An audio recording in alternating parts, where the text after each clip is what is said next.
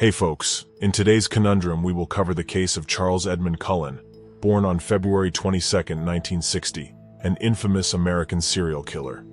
As a nurse, he unleashed a reign of terror that spanned 16 years, targeting numerous patients across multiple medical centers in New Jersey. In 2003, his murderous spree came to an end with his arrest. Shockingly, Cullen admitted to the possibility of committing up to 40 murders, although the authorities have only been able to confirm at least 29 of his victims. However, testimonies from police, psychiatrists, and journalists strongly indicate that the actual number of lives he claimed might be far higher.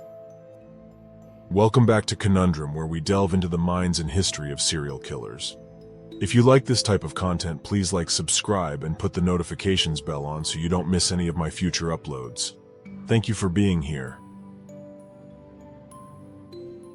Charles Cullen's early life was marked by tragedy and hardship. Born on February 22, 1960, in West Orange, New Jersey, he grew up in a working-class Catholic family, the youngest of 8 siblings. His father, Edmund, passed away when Charles was only 7 months old, leaving his mother, Florence Cullen, to raise the children on her own. However, the struggles didn't end there.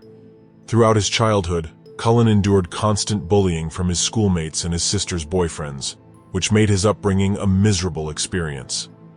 At the age of 9, he made his first suicide attempt by ingesting chemicals from a chemistry set, setting the stage for a troubled future. Tragedy struck again during Cullen's senior year of high school when his mother died in a car accident. Devastated by her untimely demise, he felt further anguish when the hospital failed to promptly inform him of her passing, and instead cremated her body.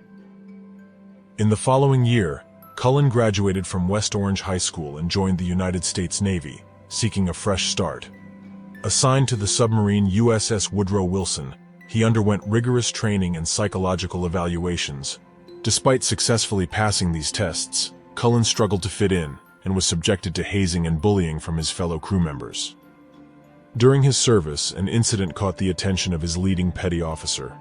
Cullen was discovered at the missile controls wearing surgical attire, including a mask and gloves, instead of his uniform. Although disciplined for his actions, he never provided an explanation for his peculiar behavior. Consequently, Cullen was reassigned to a less demanding role on the supply ship USS Canopus.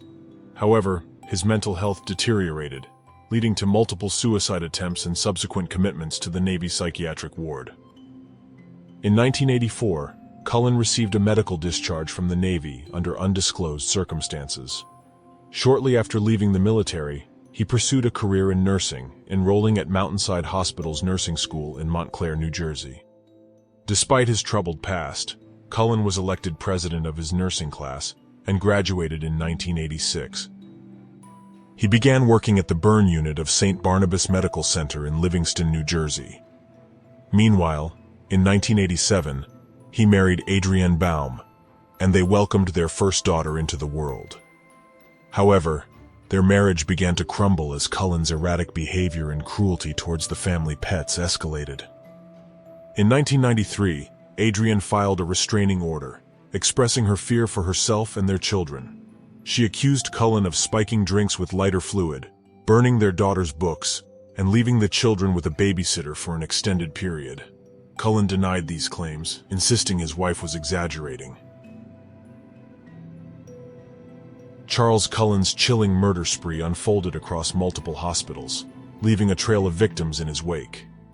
It began at St. Barnabas Medical Center, where on June 11, 1988, Cullen administered a fatal overdose to a patient.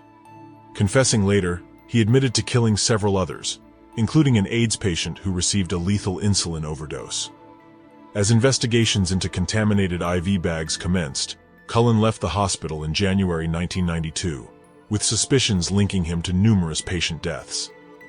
Moving to Warren Hospital in Phillipsburg, New Jersey, Cullen continued his deadly acts, targeting 3 elderly women with digoxin overdoses. One of his victims, in her final moments, mentioned a sneaky male nurse, but her claims were dismissed by family and healthcare providers. During this time, Cullen's personal life was plagued by turmoil. Following a contentious divorce, he lived in a basement apartment and harbored a desire to quit nursing in 1993. However, court-ordered child support obligations forced him to persist. In March of that year, he broke into a co-worker's home, but left without disturbing her and her child. Cullen's stalking behavior escalated, leading to a police report and his guilty plea for trespassing. Multiple suicide attempts followed, and his mental health continued to deteriorate. Cullen's deadly path extended to Hunterdon Medical Center, where he claimed to have refrained from harming anyone during the initial 2 years. However, records from that period were unavailable at the time of his arrest.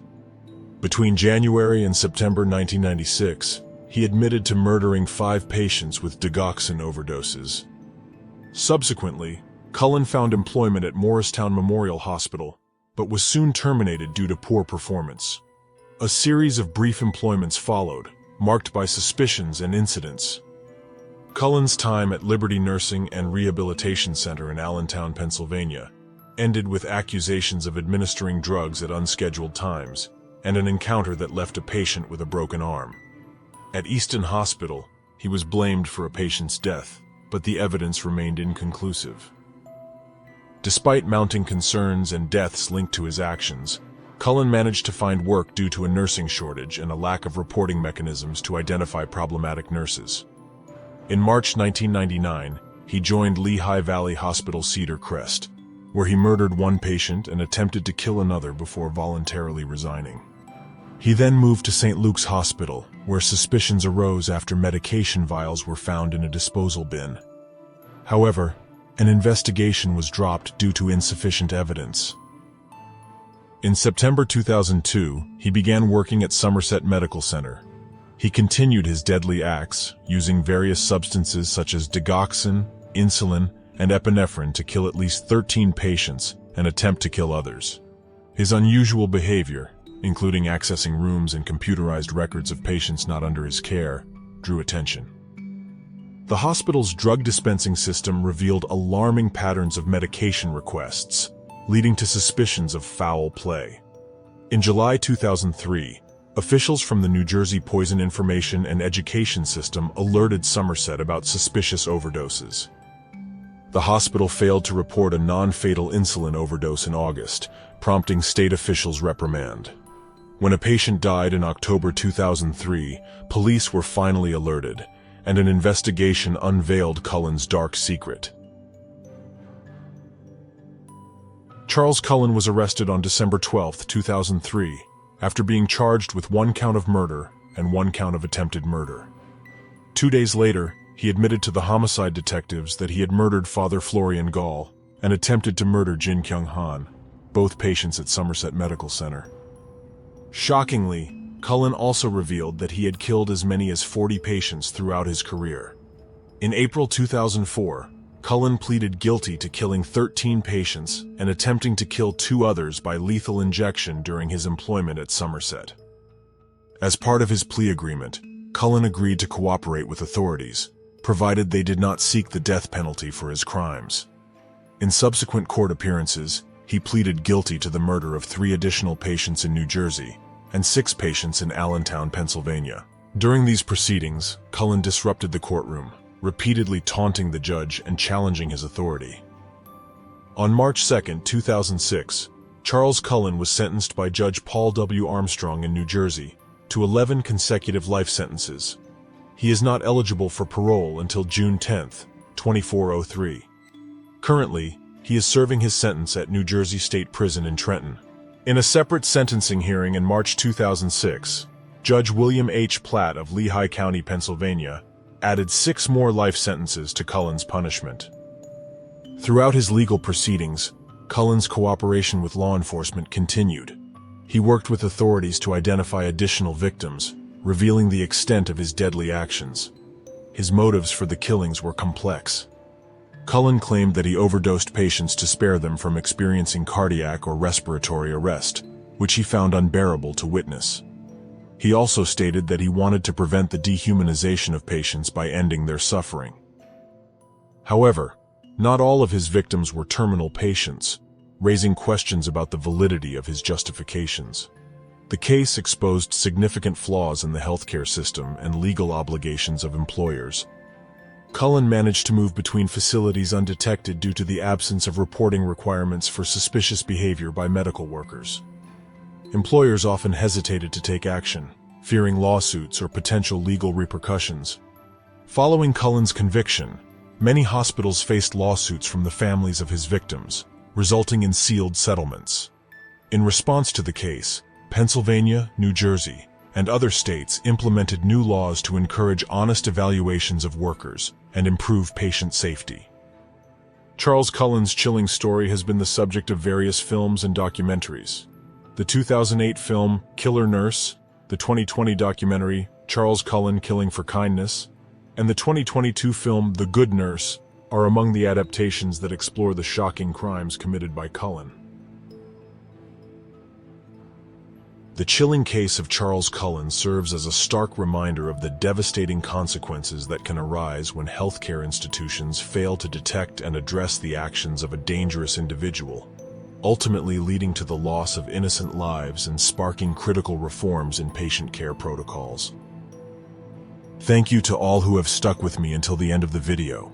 All small creators like me have certain goals in mind when we embark on this journey, and reaching 1/4 of that goal is my first significant milestone. Since we all share a common interest in similar topics, my idea is to organize a giveaway for a 1-year Curiosity Stream subscription plan once we reach 250 subscribers.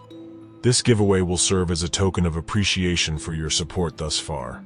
I'm genuinely grateful to have you all here with me.